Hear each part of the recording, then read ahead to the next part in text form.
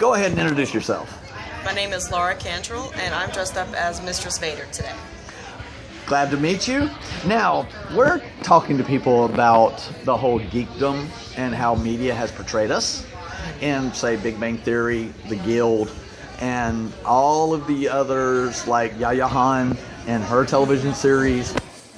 What do you know in the line of geekdom that everybody else seems to mistake? That not all the girls are going to be as ditzy and as, oh my god, look at me, I'm coming out, I'm a nerd, and, not everybody is just a geek, like, you look at a panel and you see everybody that's in there, and you'll see people that are like on the football team, on the wrestling team, and it's completely out of the norm, whereas in like the Guild, they're short little fat people and they just don't care, and they're complete nerds. They have no lives. They're always on the internet. Okay, so when you look at that and you see what you see around us now with everybody, and you see college grads, you see people that are in college, you see intellectuals at this. So what do you say to the parents out there who are saying, oh, this is just a fad. This is not for my child. This is not the way my child should be. Well, to an extent, it is kind of a fad, but it's one of those where, you have your people who enjoy chess, you have your people who enjoy drawing and writing, and this is just a creative outlet for them. People like the horror genre, people like the romantic, and this is just like a mixture of all of it with a fun little cultural twist. But how about the parents that say, oh, this is just another form of cartoon? No, it's more of it is a cartoon in the fact of the way it's drawn. But in the fact of what it actually is, it's not. If you look at Japan, almost everything is anime drawn. And that's their normal for most everything. And just because it's here doesn't mean it's another cartoon. It's another cultural extension of another place. So when you're looking at all of what you have here and you see the normal people who drink, go to football games, go to NASCAR, go to, say, a basketball game, and they say that that's normal. And yet they dress up as mascots. They dress up in paint. They dress up into their favorite teams, so to speak, for their fandoms. Right. But yet they criticize us. It's not right. It's not right at all, because just because you want to dress up for your little, if you want to dress up as a raccoon or whatever, go for it, But we're actually dressing up as heroes. We're dressing up as princesses. We're dressing up as evil Sith Lords, It's an extension of your personality. It's what you like to do. You like to go to football games. You like to dress up in paint with a big number 9 on your chest or shaved into your back. That's fine. We like to dress up and show our creativity through our clothes, through our actions, through our words. And when you see what you see on television and the media, when they cover a con and call us freaks, they call us geeks, they call us nerds, but yet we get picked, just literally painted that way through the media in general. When you look at television, movies, and everything else along those lines, what is your reaction to that as just in your personal life? Personally, I really think it's negative, because I cannot even talk to my parents or anyone in my family about it. They don't understand and they don't really agree with me. So if I'm ever talking about something as basic as Pokemon, I have to take it down to the bare minimum and say, oh, this is just a costume that I'm making. I'll be done in a few minutes, and then I'll come join you in the normal world. It just... But do you notice that their normal world is not as fun or artistic or lively or friendly as ours? Because I'm sorry, but their sports and everything like this that they get all excited about They fight amongst themselves. Oh, yeah. Since when do we do that? The only time I could think of a fight at an anime convention is if there's a rare TARDIS. But even then, you know, we're not going to be, you know, throwing down the stands, killing people, you know, putting a spike through somebody's head, you know. We're going to be, like, running towards, but we're not going to be hurting anyone. You know, if somebody falls, it's, oh my gosh, are you okay? You know, people are there to help you. Whereas at a football game, it'd be like, oh, they're just drunk, or, you know, it don't matter. They're for the other team. Whereas here it's, oh, you fell? Okay, let me help you. I don't care what you're dressed up as or what you like. You know. Do you notice that with the normal world, they also divide up into teams of who they like, who they dislike, and the arguments start there, but yet we like our animes. We argue over our animes. We argue about our fandoms. The biggest one I do know of is Star Trek versus Star Wars. And I'm sorry, that's the biggest negativity towards anything I've seen in the media. But it's actually true. But we don't ever come to swings. No, we don't. It's always, we all sit there, and it does get a little heated. You know, people sometimes stand up and, you're wrong, you know, just fist in the air. But we're not actually hitting anyone.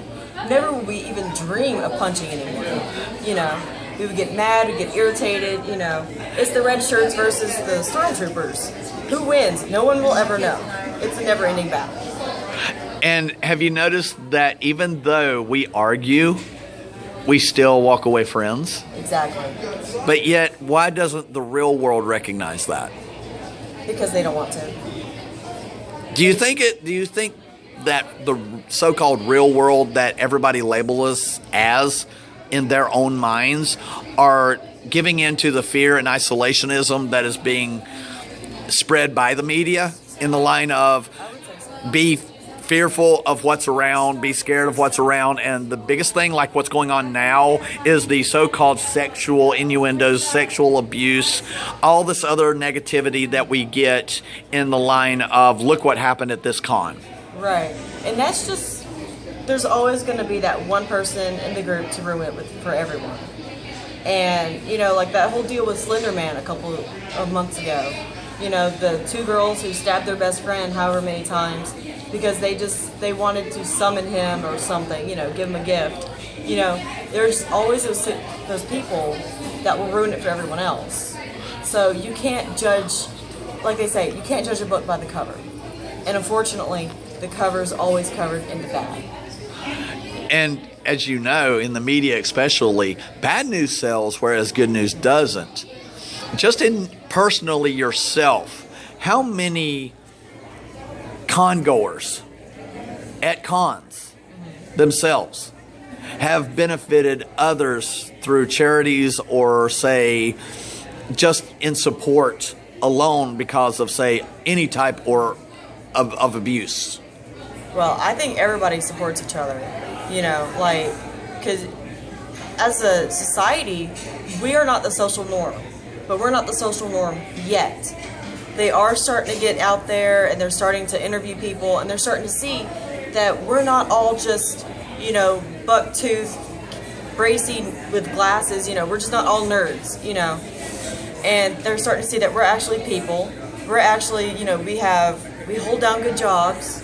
We actually have a family. Our family's not completely psycho, you know, and we support each other. We're happy with what each other is and what each other are, whatever, you know. And there's no problem with it, you know. I have a friend who's wanting to dress up as Donatello, and I told him I'll help him make his costume because he can't sew, you know. And he's nervous about, because he's an army guy, he's nervous about going out in public with it.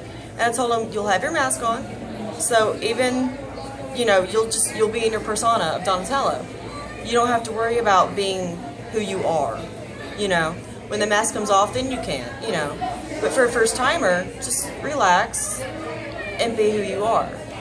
Don't you love whenever it comes to somebody that's first going to a con, that everybody flocks to them? Oh, I love that, because it's awesome. And you got to love the virgins. It's amazing to watch their eyes pop. Oh yeah, Oh yeah, I cannot wait for him to come out in his Ninja Turtle costume. He's going to be astounded because so many people are going to flock to him, take pictures with him, and he's going to love it. Everybody loves getting pictures taken of their costume with people because it boosts their self-esteem, first off, and it just makes everything feel like, welcoming, But then you get the negativity of, say, the cosplay elitists. Oh yeah. Oh, you didn't make that yourself. Well, some people can't. Oh, well, that looks ratty. Well, it's supposed to. This is my version of it. People have their own opinions, and some of them are just jerky enough to say it to your face. Say it behind your face. People are rude, and you just got to expect that and water off a duck's back. You just got to relax, Now, with all of this being said, and the way that we have pixelated this whole scenario of what we're talking about, what do you believe is the best thing about any con? I think the best thing about any con is the fact that everyone is together. Everyone's together on one thing, and they're so welcoming about it. You can come in dressed as your own character, and I guarantee you somebody will come up and say, "Oh my God, I love your costume. Who are you? Tell me your story." And I just think that since we are so welcoming, and we're a growing society, we're going to be a society of our own, and then at some point, the whole world is going to have to recognize us, and we're going to be welcoming to them. Whether they're like, I don't know about that, we'll be like, give me a hug, You gotta love the free hugs. The free hugs, the globs, and the random people just running around, Thank you very much. You have been an awesome interview. But I thank you again. Please state your name again. Laura Cantrell, a.k.a. Darth Mistress. We will see you at your next con.